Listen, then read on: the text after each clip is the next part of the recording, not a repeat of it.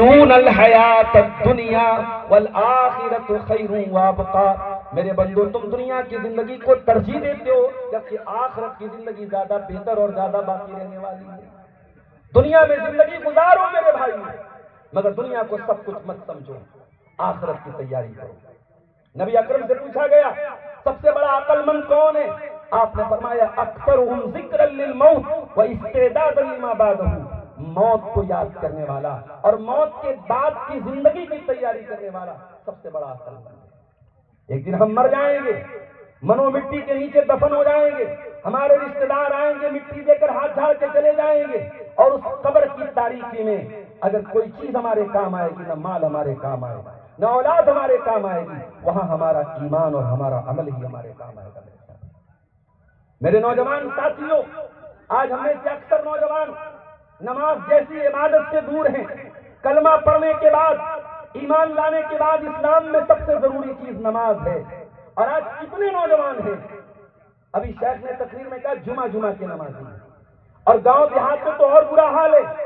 ایک مرتبہ جھارکھنڈ میں ایک جگہ جمعہ پڑھانے کا اتفاق ہوا، جمعہ پڑھانے کے لیے میں نکلا ہوں، کئی نوجوانوں کو دیکھ رہا ہوں کہ بدن پہ تولیہ رکھ کے نہانے جا رہے ہیں، صاحب اب ان کے نہانے کا، ان کے غسل کرنے کا وقت ہوا ہے۔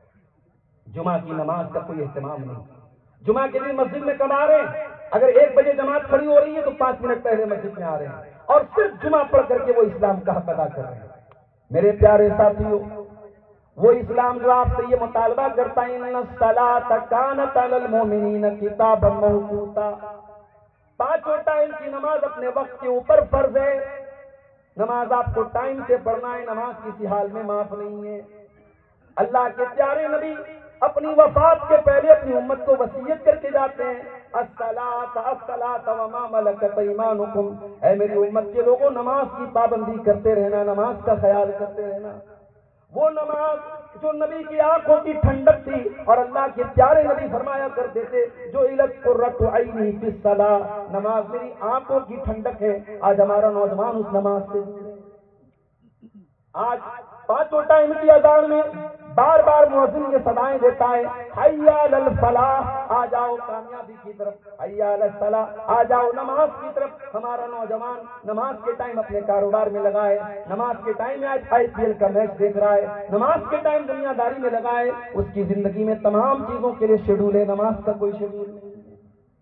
اسی لیے اللہ قرآن میں اپنے متقی بندوں کی پہچان بیان کرتے ہوئے فرماتا ہے رجال لا تلہیہم تجارۃ ولا بیع عن ذکر اللہ واقام الصلاۃ وایتاء الزکاۃ یخافون یوما تتقلب فیہ القلوب والابصار۔ اے میرے بندو، میرے نیک بندے وہ ہوتے ہیں ان کا کاروبار بھی ہوتا ہے، ان کا دنیا میں بزنس بھی چلتا ہے، مگر ان کا کاروبار ان کو نماز سے غافل نہیں کرتا، ان کا کاروبار ان کو اللہ کے ذکر سے غافل نہیں کرتا۔ وہ قیامت کے دن سے ڈرتے ہیں، وہ اللہ کے سامنے حساب دینے سے ڈرتے ہیں۔